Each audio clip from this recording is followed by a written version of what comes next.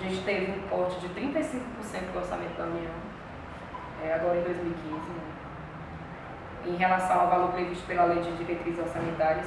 E isso gerou um bloqueio de mais de 9 bilhões de reais nos recursos do Ministério da Educação.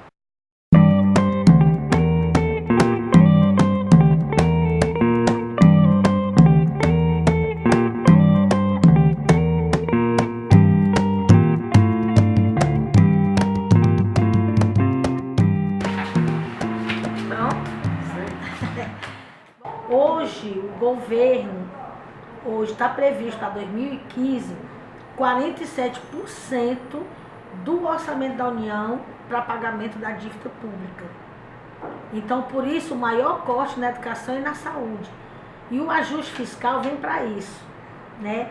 Para retirar dinheiro de alguns setores da economia para criar um caixa para poder ter recursos para pagamento da dívida pública.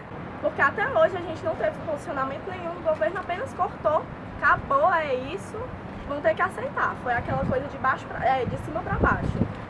E aí tem toda uma dificuldade de acessar a administração superior, conseguir os recursos que foram cortados. O que é que de fato impactou o corte de verbas no início do ano? Porque houve um impacto, houve uma diminuição dos investimentos, por exemplo, nas novas obras. Mas a universidade muitas vezes não assume o que é que de fato foi esse impacto. O que é que foi. Falta uma transparência, né, nesse processo. Então, a gente está buscando isso. Algumas administrações superiores já abriram suas contas e já mostraram, né, para além da estrutura do Ministério da Educação. Não estou querendo diminuir a culpa dele, não, porque logicamente, toda pessoa que está envolvida no processo de uma relação de poder, ela tem sim, né, um papel que pode ser importante, de diálogo, de resistência, ou de negação de determinada lógica, mas há um processo aí, um contexto político que, e aí a gente percebe isso no noticiário, que cada vez mais pressiona o governo federal a diminuir os investimentos públicos. Diminuir os investimentos, se preocupar com a economia, com as grandes empresas, com o agronegócio. E investimento público agora não, agora é hora de cortar. A gente percebe isso no discurso privatista que é veiculado pelos grandes meios de comunicação, e o governo pressionado por isso, e também muitas vezes concordando com essa proposta, né, de cortes, porque também há um processo aí de submissão mesmo. Essa crise que todo mundo está dizendo, né, não é uma crise da gente, né, é uma crise dos ricos, só que é a gente que está pagando por essa crise. Não é falta de recursos, é falta de prioridade política, né? A gente vê que o governo investiu 21 bilhões no agronegócio, por exemplo, mas em contrapartida cortou exatos 21 bilhões da educação, moradia. Esse governo nem de longe é para os trabalhadores. Nem de longe, é um governo de esquerda. Então, a categoria dos técnicos administrativos, né, ela é composta atualmente por 142 mil trabalhadores na ativa, em 63 universidades federais, ativos e aposentados. Somos 174 mil servidores, e esses servidores têm o menor piso salarial, né, aproximadamente um salário mínimo e meio, que é o teto salarial do funcionalismo público federal, que isso é muito baixo, para a gente dar conta de toda essa demanda da área de educação. Sabe que essa pátria educadora, ela é extremamente questionável em termos de lema desse governo. A prioridade não é a educação, e sim a mercantilização dos nossos direitos, né? Era para ser um direito, só que está sendo mercantilizada. A gente está vivendo um processo de precarização, a gente está vivendo um processo de remanejamento de recurso público para as instituições particulares, e a gente também está vivendo um processo que aqui dentro da Universidade Federal a gente já vê um processo de privatização silenciosa, né? Venda de serviços aqui dentro da universidade, venda de patentes. Infelizmente, nós fomos forçados pelo governo federal a fazer essa greve mais uma vez. Os trabalhadores técnicos administrativos em educação na greve. Primeiro ponto foi a questão do corte dos orçamentos da União. Olha, a pauta das greves dos docentes, ela geralmente se mantém. Por quê? Porque, na verdade, o que a gente está pedindo, né, em termos, inclusive, salariais, é o básico. Né? é a correção salarial a partir da inflação. E aí a gente toda vida que a gente entra em greve é porque já está no limite do esgotamento mesmo das negociações. A gente está com a defasagem salarial de cerca de 27%. O governo veio com uma proposta indecente de 21% a partir de 2016, uma projeção futura de inflação de 4,5%, que eu não sei qual é o milagre que ele vai fazer, porque a inflação agora deu 9%. Então, daqui a 4 anos, a gente já vai estar mais defasado ainda. Então, o que a gente está pedindo, gente, é o básico, né? É o reajuste salarial anual de acordo com a correção da inflação. Apenas isso. Porque a universidade também mudou, né? Teve as cotas e muita gente de baixa renda entrou na universidade, né? Aí, acho que também por esse motivo as pessoas sentem mais na pele assim, a dificuldade que é, né, de continuar na universidade, de se formar, a dificuldade de bolsa. A gente está pautando café da manhã no Rio para todos os estudantes, que a gente sabe que tem muita gente que mora longe, sai muito cedo de casa, não consegue tomar café da manhã e chega aqui não pode tomar na Rio também. Rio aos fins de semana, porque os residentes estão aí, e até mesmo os estudantes. Abriu a biblioteca aos sábados, mas por que não ter Rio também no sábado, né? Também tem questão de creches, né? Muito difícil uma mulher se manter na universidade tendo filho. Aí é uma pauta muito histórica que a gente demanda, que é a creche, né? As mães têm que poder botar seu filho numa creche e continuar a se manter na universidade, né? O estudante não pode ser residente e engravidar. Na verdade, não pode nem engravidar, porque ela não vai ter como se manter na universidade, porque tem a questão de ela vai ter que trabalhar para sustentar o filho dela. Então, assim, há um processo de precarização, né? Falta de motivação com o trabalho. E aí, a falta de investimento público não tem só o impacto no salário, mas também tem o impacto nas nossas condições de trabalho, nas nossas salas de aula, nossa infraestrutura de equipamentos. Alguns professores estão trocando o ensino público pelo ensino privado, porque existem universidades particulares que pagam melhor. Inclusive, hoje aqui no estado do Ceará, no contexto local, a Universidade Estadual do Ceará está pagando melhor o professor do que a Universidade Federal. E ainda diz que é uma pátria educadora. Nós somos o menor piso do salário do setor do executivo. Demos, pela Constituição brasileira, nenhum trabalhador pode ganhar menos que o salário mínimo. E nós temos trabalhadores técnico-administrativos em educação que ganham menos que o salário mínimo nessa universidade e tem uma complementação para poder ganhar o salário mínimo. Isso é uma vergonha num país onde a educação é tratada dessa forma, com seus trabalhadores ganhando salário menos do que salário mínimo. Todas as áreas da universidade que tem um trabalhador, ele está lá ensinando.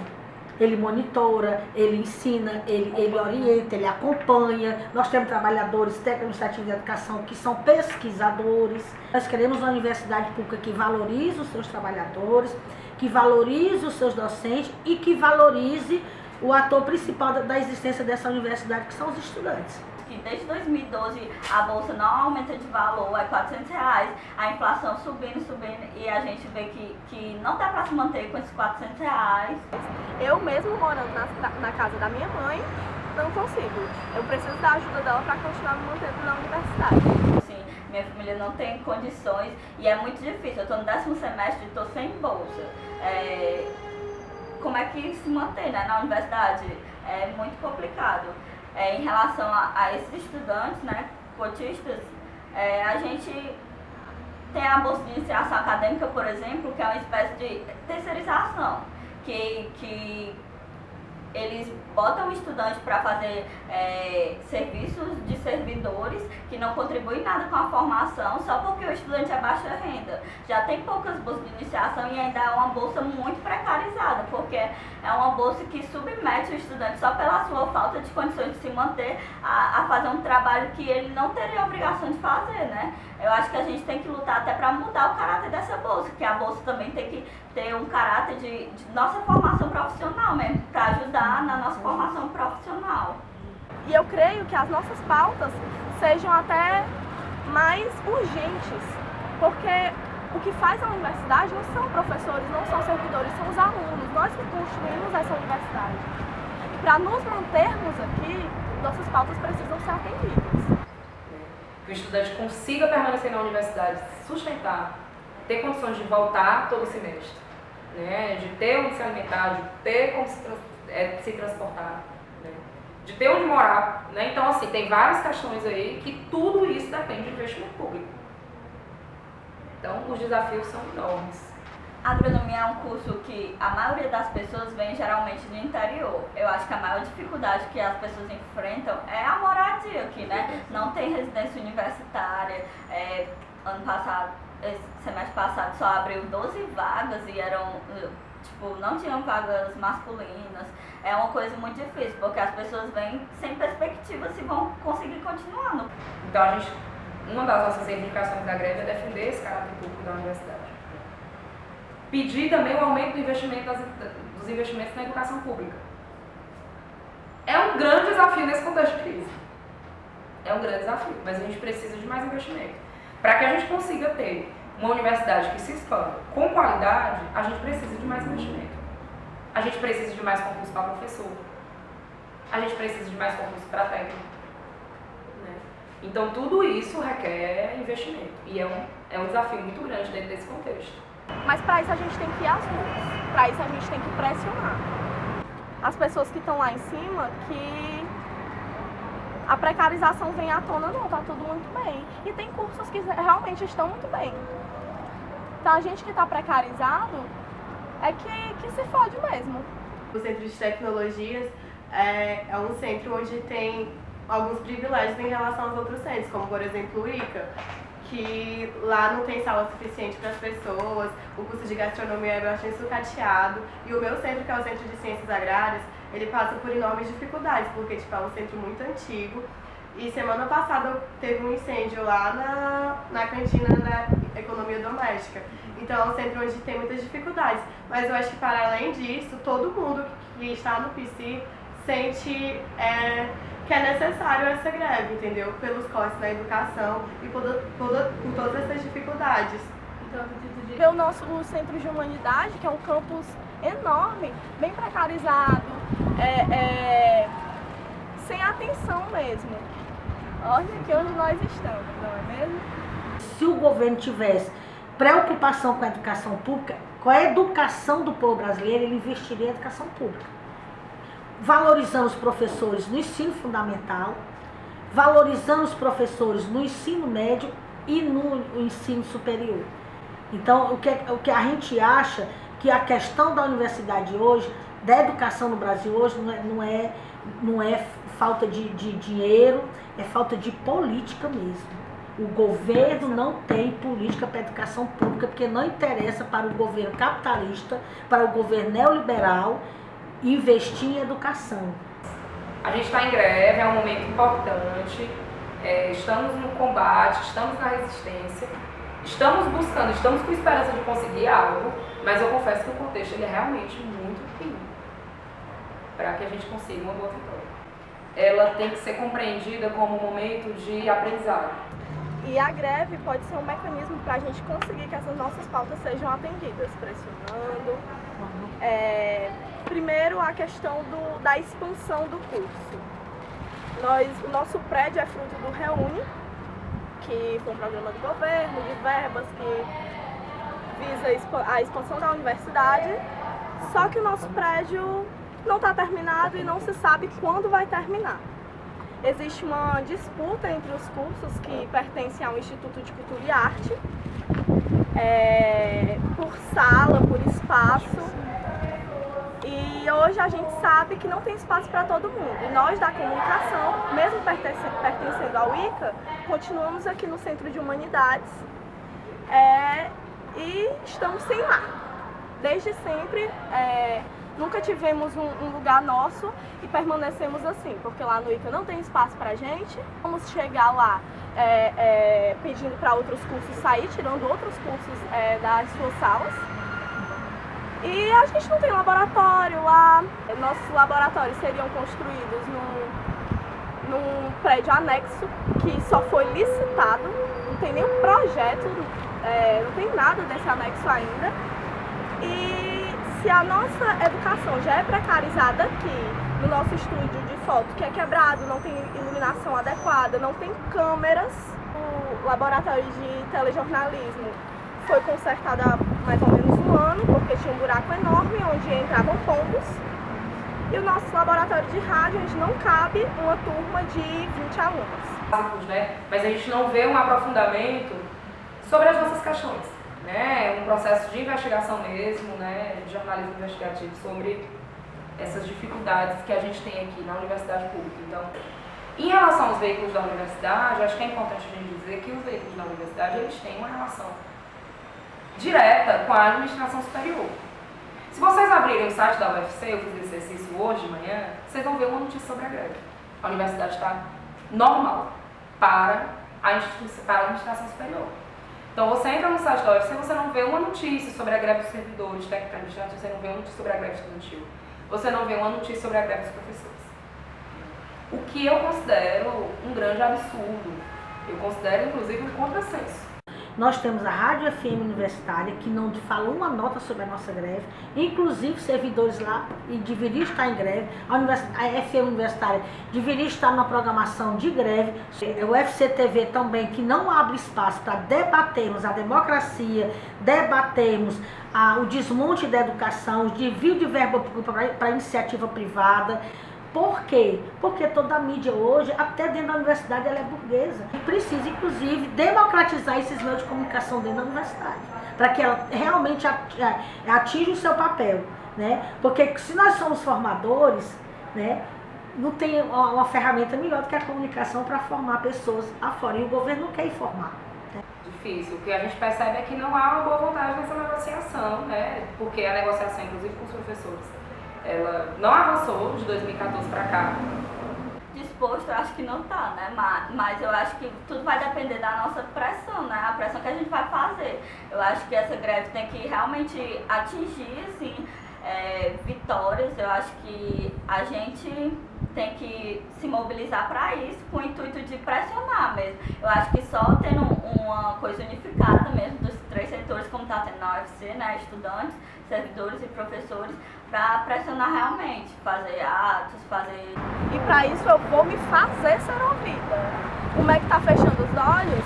Pois eu vou entrar no campo de visão dele, da galera de lá, e a gente vai fazer ouvido sim. Então nós não temos boas expectativas, nós acreditamos que o governo vai mais uma vez trazer uma proposta rebaixada na mesa, né, que não vai ser os 27,3%, que também não vai ser os 21 em 4 vezes. Tem professores mais experientes do que eu aqui na universidade que sempre falam que geralmente a gente só consegue as conquistas, né, a partir dessas deflagrações de greve.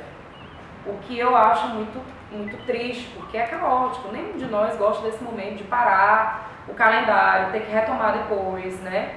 Tem um processo também de reposição de aulas, que é necessário e obrigatório que seja feito, mas quero dizer que o nosso comando de greve, ele aprovou já, né, e acredito que também já foi aprovado em assembleia o apoio à greve dos servidores técnicos e administrativos e o apoio à greve estudantil. Como forma, inclusive, de a gente unir forças e tentar juntos conseguir algum resultado. Mas acreditamos que por força da greve nossa, com os docentes, alguns servidores públicos que estão em greve, nós vamos sair dessa greve com alguma coisa que não chega ao que nós queremos.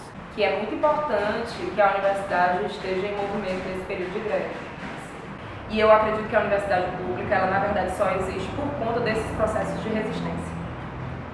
Porque se não fossem esses processos de resistência que já existiram nas diversas greves, nas diversas mobilizações, sem dúvida a universidade pública estava numa situação muito pior. Eu não falo de impeachment porque esse governo foi eleito democraticamente e a democracia é soberana. Mas a gente tem que pressionar sim, a gente tem que ser contra o governo sim, a essas atitudes da presidenta Dilma de estar do lado dos patrões. Esse é um momento fundamental para a gente fortalecer a defesa da educação pública, da defesa da universidade pública, como uma instituição estratégica para a transformação do país, para sanar os nossos problemas sociais, econômicos e políticos. E para isso a gente precisa sim de investimento, precisa ser que a universidade pública ela seja encarada como prioridade, não só a universidade pública, como a educação em todos os seus níveis. Então a gente tem que fazer barulho nas redes sociais sim, tem que fazer barulho nas ruas sim. E a gente, nós trabalhadores técnicos administrativos da Universidade Federal do Ceará, da Universidade Federal do Cariri e da Unilab, a gente quer chamar os estudantes, a sociedade civil organizada, ao povo cearense, aos docentes, aos estudantes, aos jovens, para que venha com a gente fazer esse debate da universidade que queremos, da nação que queremos. Temos que nos levantar contra toda essa corrupção que tem nesse país. Temos que pensar e repensar na hora de escolher os nossos representantes no Congresso Nacional. É hora de unir força. Estejamos juntos, lutemos uns ao lado dos outros, nós não somos inimigos. Por mais que uns cursos não sintam esses cortes, existe uma galera que tem a formação atingida e é questão de solidariedade mesmo. Todo direito ele é conquistado, ele não é dado. Todo direito é conquistado. A gente está em greve porque a gente quer conquistar os nossos direitos. A gente não vai esperar que o governo, pronto, a gente vai aumentar o salário de vocês 21% em 4 anos.